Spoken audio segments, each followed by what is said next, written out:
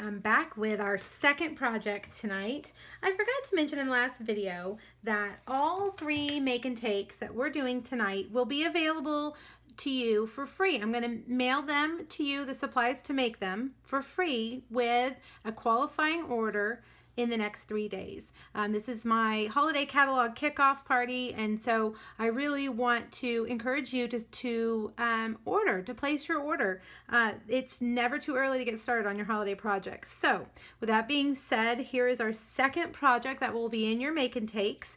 I have made the same card 3 different times. One is for Thanksgiving, one is for Halloween, and one is for Christmas. I really like, sometimes when I get stuck creatively, I like to go back and look at other things that I've created and copy myself. If you have heard the word case, it means copy and share everything. And as crafters, we do that. I feel like my creative well runs dry. I can't think of something. Where do I go? I go look online. We all do that. So don't ever feel bad for copying other people's ideas. So I have copied the same design 3 different times, and it's super cute for all 3 holidays. Now before we get started, let me show you the stamp set that I chose is called Sweet Seasons. This might be one that you overlook in the catalog because it's not terribly exciting. It's not as cute as the cookie cutter critters or the little, as fun as the reindeer framelits, but it is a good solid set to have in the fall. It has Christmas, it has Thanksgiving, here's another Christmas, it has Halloween, sending you thoughts of comfort. I mean, that could go all year round. And Merry Everything, Happy Always. Again, that really could probably go anytime. And this little branch makes me think winter cards. So this is a good set. Oh, and the boo. Look, I didn't even notice the boo, and it's so cute. I will be using that. So a really good set to have. Let me show you where it is in the holiday catalog. Again, let's see. Nope, that's what we did before. Where is it? I've got pages marked because I want to show you. Right here, page 43. And you can see some of the samples that they've done. They're all different colors, different looks, but a really good solid set that I think you need.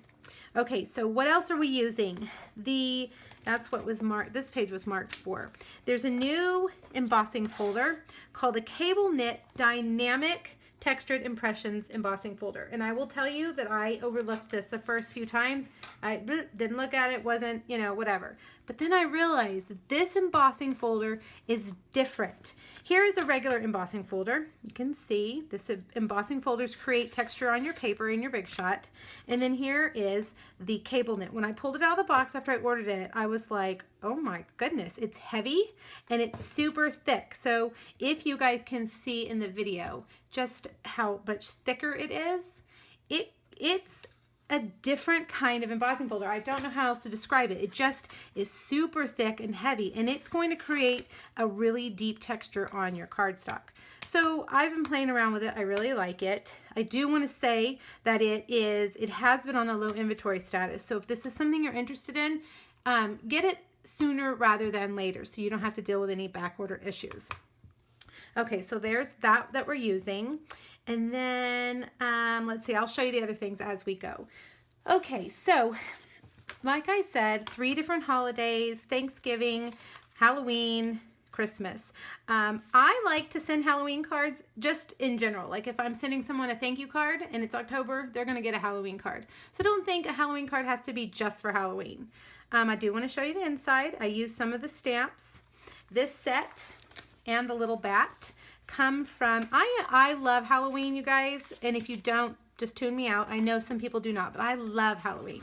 So I have been playing with this set a lot. Page 52, this is the set right here. It's called Spooky Fun, and the Halloween scene edgelets have the little bat, and I cut him out of our new pumpkin pie glimmer paper. So that's the Halloween one for October. The Thanksgiving one, I used a framelit from another set that isn't necessarily a holiday. It's called Petals and Paisleys and Posies, and here are the framelits right here. The framelits are awesome. There's a bunch of them, and this one right here is the one that I used, and I used Rich Razzleberry. So that's on page 46, and on the inside, I like to decorate the inside of my cards. there is some of the paisleys from the stamp that I did in purples. Okay, so that's a card for November. The one that I'm going to make, and the one that you'll get in your Make and Take packet, is the Christmas one. Happy Heart Makes for a Happy Christmas. And on the inside, I used the little candies. In that page I didn't mark, but look, here it is. The candies from the Sweet Home set. But you could really stamp anything in there. You know, we all have a bunch of Christmas stamps, so don't feel limited by what I used. But this set right here, you can also see that I used ovals. If you have the oval thinlits, all the sentiments will fit in one of the ovals. Okay, so let's get started. Enough talking. I know you're tired of hearing me talk. You're going to start with a crumb cake card base. And notice that I cut it, this is an 8.5 by 11 sheet, and I cut it here on the 11, let's see if I can remember that right. Yes, on the 11-inch side, I cut it 5.5 because I want my card to be, we call this a hamburger fold in elementary school, as opposed to the other one, which would be a hot dog fold. It's shorter like hamburger. So because we're going to run the twine around this way. So if that's clear as mud, then good, I've done my job. Just know that you want to cut it so that you can wrap your twine that way. All right, so let's get our big thick embossing folder. Now if you are using the precision plate, you want to take this thin adapter off, and you're only going to need one of your clear plates because this is so thick. Now I'm going to put it in here so that the sweater trim goes up and down. I don't want it horizontal, I want it vertical, and I'm just going to kind of put it in there so it'll be straight-ish.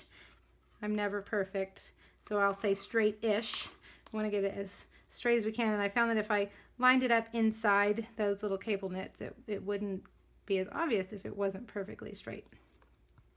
All right, so close it, put that in on there, put the clear plate on, and run it through. This is very vanilla, 4 inches by 5 1/4. And there it is, beautiful, beautiful. All right, let's move the Big Shot out of the way for just a minute.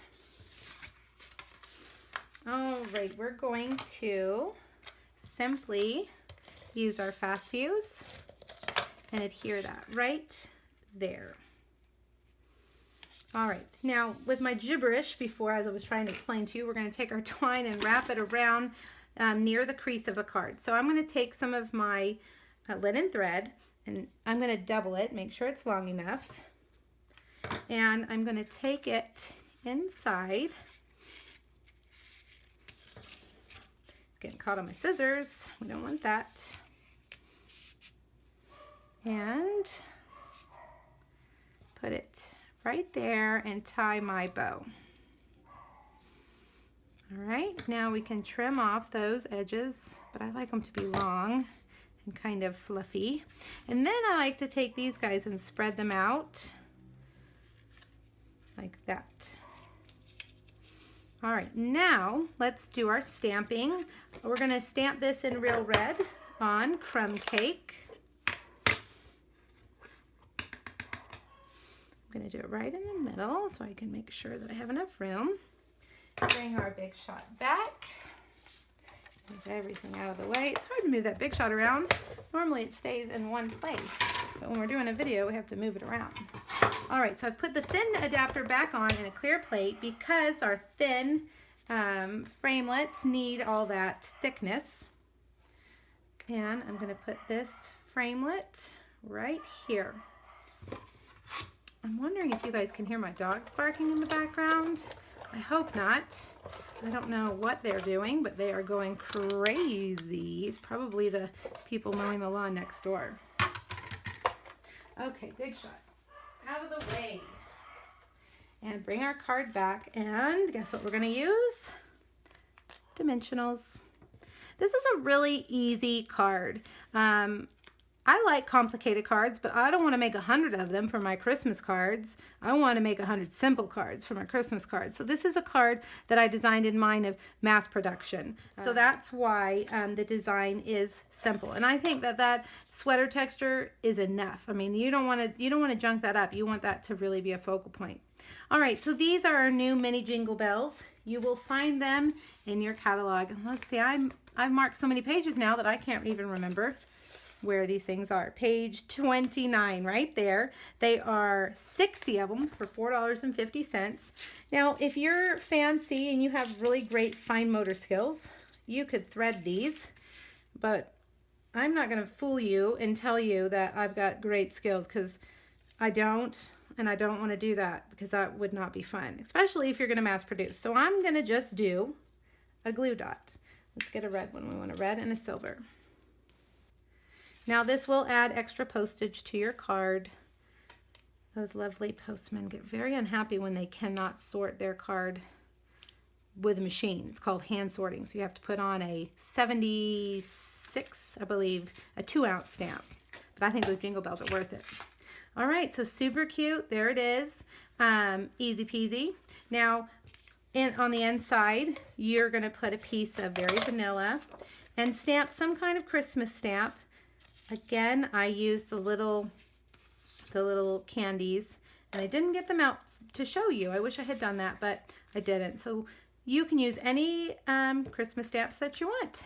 Oh, one other thing I wanted to show you that I did, I used the embossing folder on the edge of our craft envelopes. How cute is that when it comes in the mail?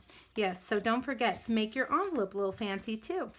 All right, so there's your second make and take. I hope you guys like it. I hope you're intrigued by this new dynamic embossing folder. I truly was very intrigued. So let me know if you have questions. Make sure you jump back and check out the product sheet. It'll have all the specific item numbers and information on there for you.